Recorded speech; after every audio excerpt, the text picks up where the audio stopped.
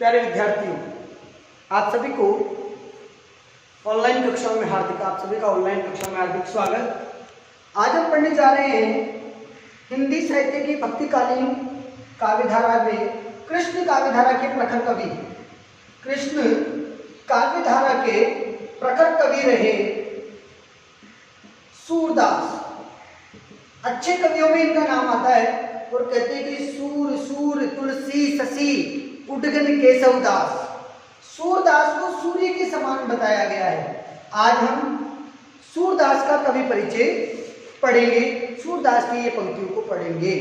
देखिएगा, सूरदास के जीवन परिचय के बारे में हम पढ़ते हैं। कक्षा 10वीं के हिंदी अनिवार्य में सूरदास जो है उसका पहला चैप्टर जो है वो दिया गया है। सूरदास हिंदी साहित्य में कृष्ण काव्यधारा के प्रखर कवि रहे हैं। आपका जन्म संवत 1540 ईस्वी को हुआ। कृष्ण भक्ति कविधारा के सूरदास जो है इनका जन्म आचार्य रामचंद्र शुक्ल के मतानुसार 1540 विक्रम संवत कुछ लोग 1478 के लमसम भी मानते हैं। आप ये भी देख लीजिए, यदि इनका सन निकालना हो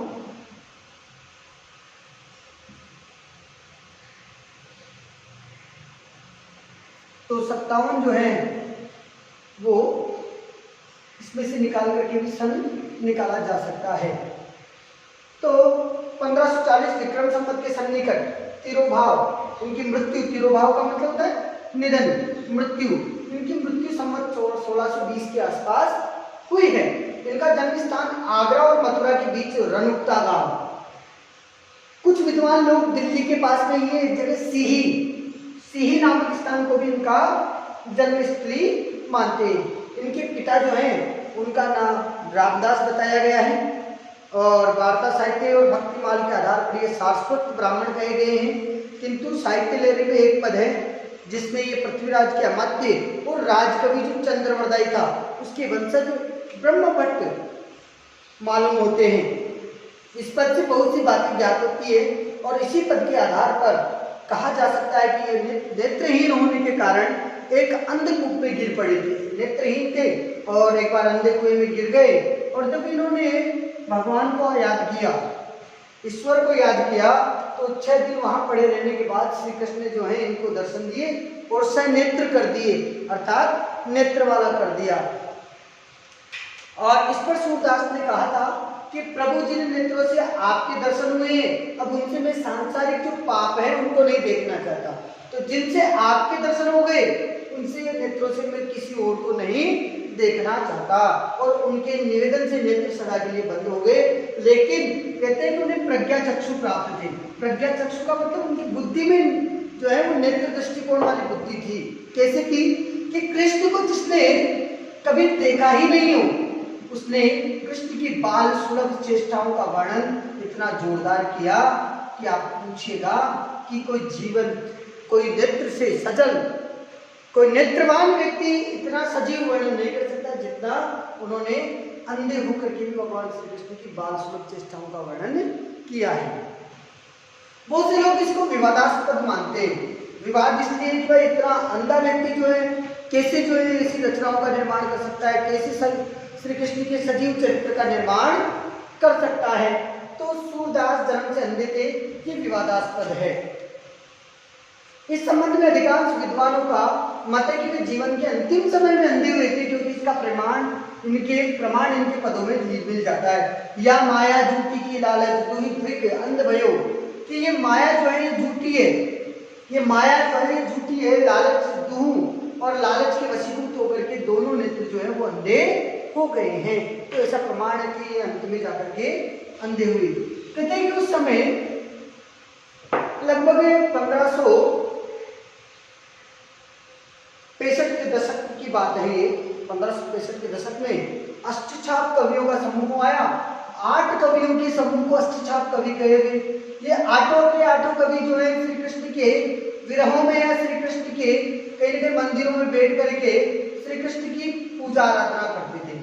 वल्लभाचार्य जो है उस समय अष्टछाप के कवियों में थे। वल्लभाचार्य के पुत्र विठलाचार्य ने इनको जो है शिक्षा में जोड़ा। आचार्य वल्लभ ने अपने सिद्धांतों और सूरदास को दीक्षित किया। उसी समय से उनकी दास्य भाव की भक्ति शक्य भाव में परिणित हो गई। दास्य भाव को उन्होंने शक्य भाव में परिणित कर दिया। अपने गुरु वल्लभाचार्य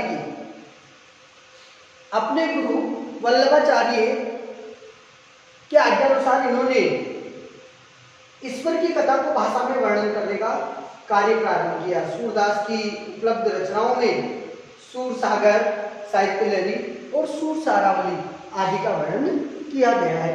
एक कवि ने, आप यूं भी देख सकते हैं कि मैं लिख करके इसको प्रदर्शित करता हूं कि सूर ने क्या लिखा है कि साहित्य लहरी, सूरसारावली, सूरसागर। यदि मैं कोई दोहा लिखता हूं तो आप देखिएगा,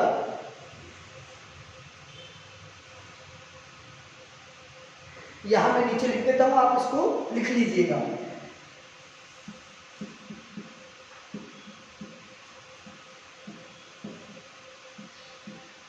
साहित्य लहरी, सूरसागर, सूर की सारावली,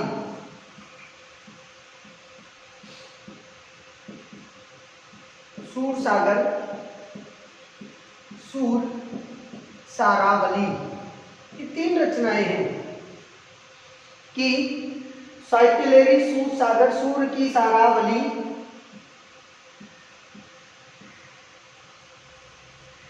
श्री कृष्ण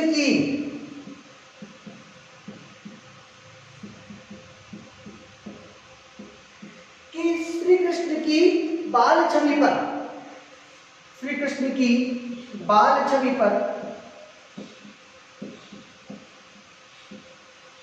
श्री कृष्ण की बाल छवि पर लेखनी अनुपम चली, लेखनी अनुपम चली, ऐसा वर्णन इसमें स्पष्ट दिया गया है कि साहित्य लहरी, सूरसागर, सूर की सारावली श्री कृष्ण की बाल छवि पर लेखनी उत्तम अनुपम चली, ऐसा उदाहरण भी उन्होंने दिया है। तो आप देख सकते हैं कि इनकी 3 रचनाएं हैं जिनमें सूरसागर, साहित्य लहरी, सूर सारावली। सूरसागर इनका प्रामाणिक और अत्युत्तम, बहुत ही श्रेष्ठ ग्रंथ है। आप एक बार इसको लिख लीजिएगा, ये दोहा लिख लीजिए, मैं इसको मिटा देता हूं। चलिए आगे देखते हैं कि इनकी जो सूरसागर जो है वो अत्यंत ही इनका प्रामाणिक, अत्युत्तम और श्रेष्ठ काव्य ग्रंथ सूरसागर और इनकी कीर्ति को अक्षय रखने के लिए पर्याप्त है। सूरदास ने ब्रज भाषा का सुंदर प्रयोग किया है और इनके पूर्ववर्ती किसी भी कवि की भाषा में काव्य की छटा न तो इतनी साहित्यिक है और न ही इतनी सौंदर्यपूर्ण, ना तो इतनी साहित्यिक है और ना ही इतनी सौंदर्य का भाव जो है उस पर देखने को मिलता है। अब बात करते हैं कि सूरसागर के जन्म स्थान के विषय में क्या मत है। आप देखिएगा, यदि बात करें तो कहते हैं कि सूरसागर का जन्म जो है, सूरदास का जन्म 1478 ईस्वी में लोणकता गांव में हुआ। ये गांव मथुरा और आगरा के किनारे पे स्थित है। सूर का जन्म से ही कुछ लोग मानते हैं। ये निर्धन शाश्वत ब्राह्मण थे, मथुरा के बीच गौघाट पर आकर के रहने लगे थे और आगरा के समीप जो गौघाट है, प्रारंभ में यहाँ आकर के रहे गौघाट के बीच। उसके बाद इनकी जो भेंट हुई वो वल्लभाचार्य से हुई और वल्लभाचार्य से जब मिले तो वे उनके शिष्य हो गए। वल्लभाचार्य ने इनकी पुष्टि मार्ग में दीक्षित करके पुष्टि मार्ग में इनको दीक्षित किया। पुष्टि मार्ग में इनको दीक्षित करके कृपाशीलता के पद गाने के आदेश दिए और एक गोवर्धन के निकट पार्श्वली गांव है, वहां जो है इन्होंने जो सूरदास की जो मृत्यु है वो पार्श्वली गांव में 1620 के ईस्वी के लगभग 1584 है, 1578 के लमसम की 74 के लमसम की मृत्यु हो गई। सूरदास की जन्मतिथि और जन्म स्थान के विषय में मतभेद है। क्या मतभेद है कि सूरदास की जन्मतिथि और जन्म स्थान के विषय में विद्वानों को मतभेद है। इनकी एक साहित्य लहरी नाम की एक पुस्तक है, उस साहित्य लहरी में इन्होंने जो सूर के द्वारा लिखी रचना मानी जाती है। साहित्य लहरी में रचना काल के संबंध में निम्न पद मिलता है। कहा है कि मुनि पुनि के रस लेख दसन गोरे नंद कुल की सुवल सम्मत पे, अर्थात इसका अर्थ है कि सम्मत 1605 ईस्वी को माना गया है। अतएव साहित्य लहरी की रचना का कालखंड है 1605 विक्रम संवत। इस ग्रंथ से यह भी प्रमाणित होता है कि सूर के गुरु श्री वल्लभाचार्य थे। और इसके अलावा आप देखिएगा कि इनकी जन्म तिथि को लेकर के भी काफी विवाद चला। अब बात करते हैं कि सूर सारावली के अनुसार भी इनकी जन्म तिथि जो है 84 वैष्णव की वार्ता में अलग स्थान बताया है, ऋणकता बताया है। कुछ लोग इसका दिल्ली मानते हैं, कुछ लोग इनका दिल्ली मानते हैं। एक और विवादित विषय आता है कि सूरदास जन्मांध थे या नहीं थे।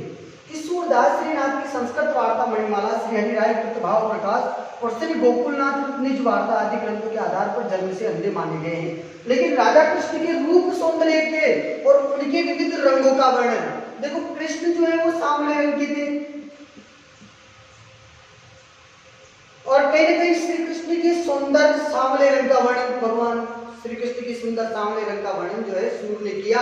और वही राधा जो कि वो गोर वर्ण थी, उनके रंगों का वर्णन करने के बाद जो है कहीं ना कहीं लोगों को लगता है कि यार ये व्यक्ति जो है अंधा कैसे हो सकता है, इसने तो उनके रंगों का वास्तविक चित्रण किया है।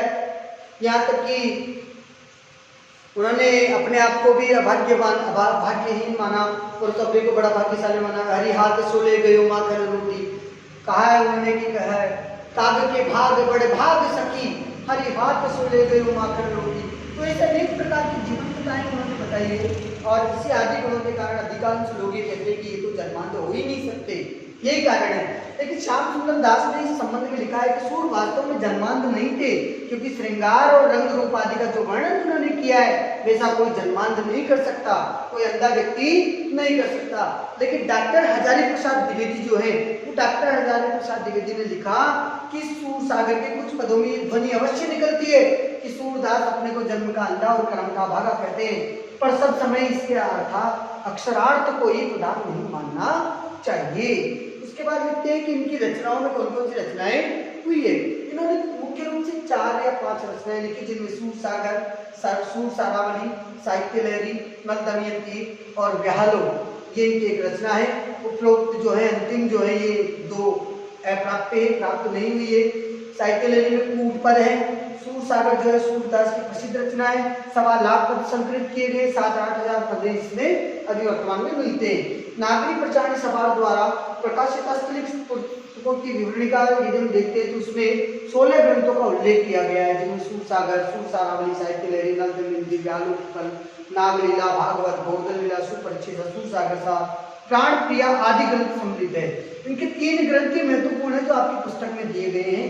साहित्य लहरी, सूर सागर, सूर की सारावली, श्री कृष्ण जी की बाल चरित्र लेखनी, अनुपम चली। सूर सागर का जो मुख्य वर्णन विषय वो श्री कृष्ण की बाल लीलाओं का ज्ञान है, ये याद रखिएगा। श्री कृष्ण की बाल लीलाओं का, श्री कृष्ण की लीलाओं का गान है। सूर सारावली में कवि ने कृष्ण विषय कथात्मक और सेवा पदों का गान किया है और उन्हीं को सार रूप में सारावली में रचना की है। साहित्य लहरी में सूर के दृष्टिकूट पद है, ऐसा इन्होंने बताया। इसके बाद यदि हम देखते हैं सूर की विशेषताएं क्या है इनके काव्य की, तो सबसे बड़ी विशेषता यही है कि सूरदास जो है उनके अनुसार भगवान श्री कृष्ण जो है वो श्री कृष्ण के अनुग्रह से ही मनुष्य को सदगति मिल सकती है। अटल भक्ति से कर्म योग, जाति वेद, ज्ञान योग से श्रेष्ठ है। सूर ने वात्सल्य, श्रृंगार और शांत रसों में देखिएगा 9 रस है, 9 रसों का वर्णन कवि ने किया है। 9 रसों में आप देखिएगा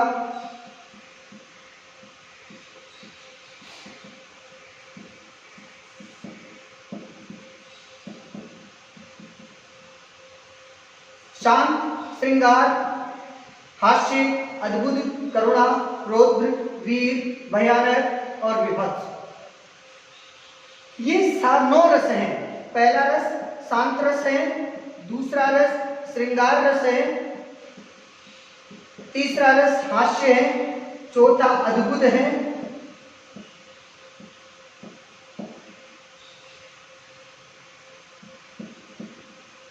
पांचवा करुणा, छठा रौद्र, 7वां वीर, 8वां भयानक,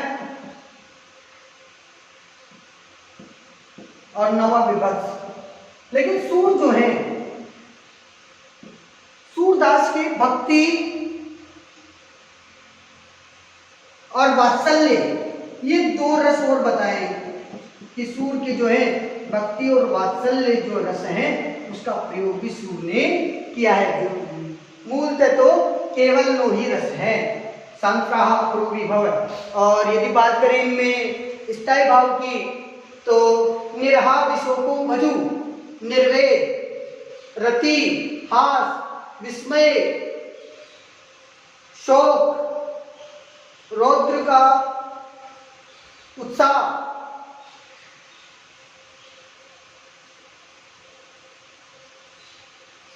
और एक जो उसका करुणा, भय का भयानक का भय, विपक्ष का जुगुप्सा, इसे करके 9 स्थायी भाव है और 9 श्रृंगार है। ये भी संचारी भावों की बात करें तो गर्भग्लानि मतिमोह मरणवद श्रम गर्भग्लानि मतिमोह मरणवद श्रम शंका स्वप्न स्मृति दाढ़ी चपलता क्रीड़ा वेद व्याधि विरोध वितर्क विषाद दैन्य त्रास आधे कुप्रता आलस्य उत्सुकता अनुमान, ये करके 33 संचारी भाव है, उनको छोड़िए। दूसरा वात्सल्य, श्रृंगार और शांत रसों को मुख्य रूप से मनाया है। सूर ने अपनी कल्पना और प्रतिभा के सहारे कृष्ण के बाल्य रूप का अति सुंदर और सरस सजीव मनोवैज्ञानिक चपलता और स्पर्धा अभिलाषा आकांक्षाओं का वर्णन करने में विश्वव्यापी बाल स्वरूप का चित्रण किया है। और बाल कृष्ण की एक एक चेष्टा का बालक कैसे सोचता है, मैया मोरी में नहीं माखन खाए हो, याद लीजिए कि बाल कृष्ण की चेष्टाएं क्या क्या है। एक बालक क्या क्या कहता है कि मैंने दूध भी पिया है फिर भी मेरी चोटी मोटी नहीं हो रही है। तो चेष्टाओं के चित्रण में कवि ने कमाल की होशियारी और सूक्ष्मता दिखाई है। जैसे देखिए, मैया कब ही बढ़ेगी चोटी, है मैया मेरी चोटी कब बढ़ेगी, कितनी बार वो दूध पिए तो भाई अच्छा वो छोटी, मैंने कितनी बार दूध पी लिया है फिर भी यार छोटी की छोटी है। एक बाल्यकाल का कृष्ण जो अपनी माँ यशोदा से ये बात कहता है। सूर के कृष्ण प्रेम और माधुर्य प्रतिमूर्ति है जिसकी अभिव्यक्ति बड़ी ही स्वाभाविक और सजीव रूप में हुई है, जो कोमल कांत पदावली और भावापूर्ण शब्द चयन, सार्थक अलंकार योजना, धारावाही प्रभाव, संगीतात्मकता, सजीवता सूर की भाषा में है। उसे देखकर तो यही कहना पड़ेगा कि सूर जो है वो सूर ने ही सर्वप्रथम ब्रज भाषा को साहित्यिक रूप दिया है। सूर ने भक्ति के साथ श्रृंगार को भी जोड़कर उसके संयोग और वियोग, देखिएगा संयोग और वियोग, श्रृंगार के 2 पक्ष होते हैं। पहला पक्ष होता है संयोग, नायिका का जहाँ मिलन हो नायक से वो संयोग कहलाता है, और जहाँ विरह हो, दोनों का विच्छेदन हो, दोनों को अलग हो जाना हो, वो वियोग कहलाता है। सूर ने विनय के पद रचे जिनमें दास्य भावना कही गई। तुलसीदास से भी आगे बढ़ती, हमारे प्रभु अवगुण चित न धरो, हे प्रभु मेरे अवगुणों को अपने दृष्टिकोण में मत लीजिए, समदर्शी है मान तुम्हारो, आप तो सम्यक दृष्टिकोण वाले हैं, समान देखने वाले, इसलिए आप सम्यक दृष्टिकोण रखते हुए मेरे को इस सांसारिक मोह माया से पार करवा दीजिए। तो कहीं ना कहीं दास्य भाव का भी वर्णन उन्होंने किया। सूर ने स्थान स्थान पर कूट के पद लिखे हैं, आप देखिएगा, आप इसको लिख सकते हैं। सूरदास के कवि परिचय में ये सारी विशेषताएं आएगी। प्रेम स्वच्छ और मार्जित रूप का चित्रण भारतीय साहित्य में कवि ने नहीं किया, ये सूरदास की अपनी विशेषता है। वियोग के समय राधिका का जो चित्र सूरदास ने वर्णन किया है वो कहीं ना कहीं वह इस प्रेम के योग्य है। भ्रमर गीत वियोग श्रृंगार का उत्कृष्ट ग्रंथ नहीं है, उसमें सगुण और निर्गुण दोनों का विवेचन हुआ है। ये सारे का सारा आप लिख सकते हैं, इसका स्क्रीनशॉट आप ले लीजिएगा। उसके बाद देखिए हम आते हैं पाठ परिचय पे, बात करते हैं पाठ परिचय कि पाठ परिचय में कवि ने क्या बताया है। आप देखिएगा कि कवि इसमें क्या बताना चाहते हैं। प्रस्तावित पहले पद में कृष्ण और राधिका का प्रथम मिलन, कि जब पहली बार श्री कृष्ण जो है वो राधा से मिल रहे हैं तो कैसे जो है उन्होंने राधा से उनसे बातचीत हुई, और राधा की बातचीत जो है कृष्ण जो है उनसे पूछते हैं कि तुम कहाँ रहती हो, किनकी लड़की हो, क्या करती हो, ऐसा परिचय जो है उन्होंने उनसे पूछा है। आगे देखिएगा,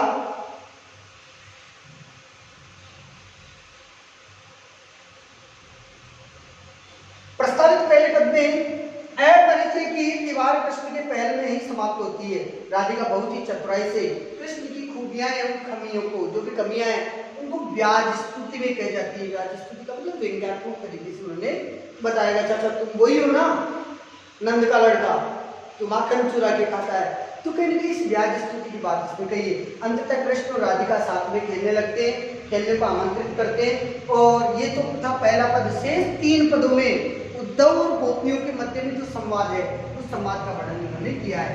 इसमें भ्रमर गीत के रूप में जाना जाता है। हिंदी साहित्य में भ्रमर गीत जो है वो बहुत ही रोचक विषय रहा है।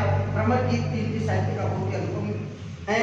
उद्धव जो है वो निर्गुण ब्रह्म, निर्गुण का मतलब एकेश्वरवाद का प्रतीक माने जाने वाले जो उद्धव है वो कहते हैं कि वो केवल भगवान है। कृष्ण कोई भगवान थोड़ी है, वो तो मानवीय रूप है।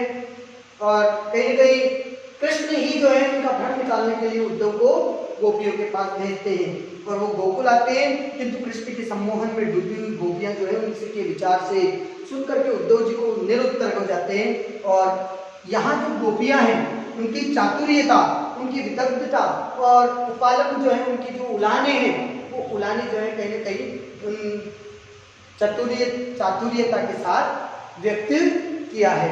गोपियों के व्यंग्य जो हैं उन व्यंग्य बाणों से उद्धव जो है वो कहीं ना कहीं उनका हृदय छलनी हो जाता है। वे स्वयं कृष्णमय हो जाते हैं। गए थे कृष्ण के विरोध में बात लेकर के, लेकिन जब लौट करके आते हैं तो अपने आप को कृष्णमय और कृष्ण के प्रति समर्पित मानते हुए मथुरा लौटते हैं। और आस्था के समक्ष उद्धव के सिद्धांत जो है, जो भी तर्क थे वो सब पीछे पड़ जाते हैं। कल हम जो है सूरदास के प्रथम पद का अध्ययन करेंगे। आप इसके कवि परिचय को लिख लीजिएगा। आपके हिंदी में कवि परिचय का प्रश्न आता है तो आप जो भी आपको जो है स्क्रीनशॉट आपने लिए उनसे जो है टॉपिक बना करके आप कवि परिचय कीजिएगा। धन्यवाद।